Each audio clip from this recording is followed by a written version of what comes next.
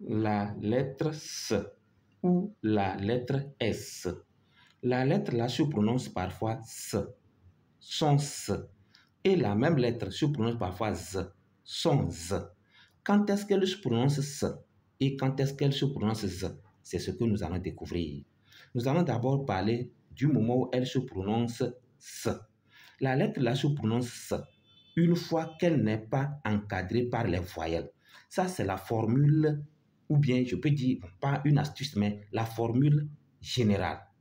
Quand la lettre là n'est pas entourée de voyelles, elle se prononce S. Ça, c'est automatique. Ça veut dire qu'à sa gauche et à sa droite, on n'a pas de voyelles. Si à gauche, pas de voyelle, à droite, pas de voyelle, on la prononce S. C'est pourquoi elle peut être en début de mot, nous sommes d'accord. Ici, on a voyelle, mais ici, on n'aura rien. Elle doit être S.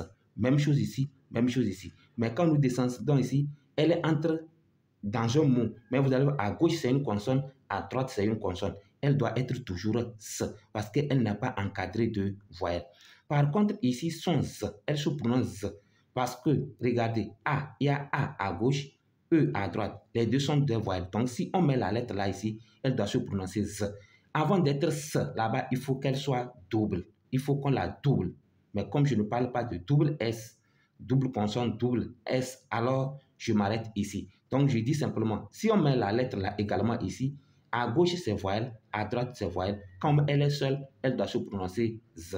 Ici, c'est U, voyelle. Et, c'est une voyelle. Si la lettre là est ici également, elle doit se prononcer Z parce qu'elle est entourée de voyelles. Mais ce n'est pas le cas ici. Allons-y.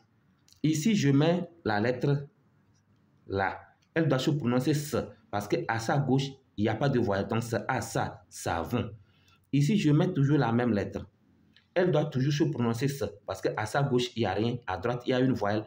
Comme il n'y a pas de voyelle ici, alors elle est toujours S. Sauce. Ici, nous avons également la même lettre. Elle doit se prononcer S également parce qu'à sa gauche, il n'y a rien. Ici, il y a une voyelle. Sac. Ici, je mets toujours la même lettre. À sa gauche, il n'y a pas de voyelle, c'est une consonne. À droite, il n'y a pas de voyelle, c'est une consonne. Donc, elle doit être S. Obstacle. On ne peut pas dire obstacle. Vous voyez? Maintenant, nous sommes sur Z. Je mets la même lettre ici. Mais elle doit être Z. Parce que ça, c'est une voyelle. Ça aussi, c'est une voyelle. Comme elle est seule, elle doit être Z. Alors, vase. Ici, je mets toujours S. Elle est seule. Maintenant, est-ce qu'elle est S ou bien Z? Elle doit être Z. Parce que I est ici, c'est une voyelle. O ici, c'est une voyelle. Donc, la lettre est entourée de voyelles. Alors, elle se prononce Z. Ma, mais, Z, on, ça fait maison. Je mets toujours la même lettre ici. Elle doit être S ou bien Z. C'est Z. U, c'est une voyelle. E, c'est une voyelle. Entourée de voyelles. Alors, quand elle est seule, elle doit être comment? Elle doit être Z. Fusée. Mais par contre, si je veux qu'elle devienne S, alors je suis obligé de doubler. Comme ça veut vas. Le mot là n'existe pas. Je suis en train de faire un coup. Maison. Si je double, ça devient maison. Vous voyez? Ça fait fussé. Si je double, ça devient fussé.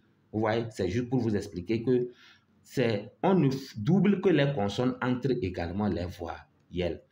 J'espère que vous avez aimé la vidéo. Au revoir et à très bientôt.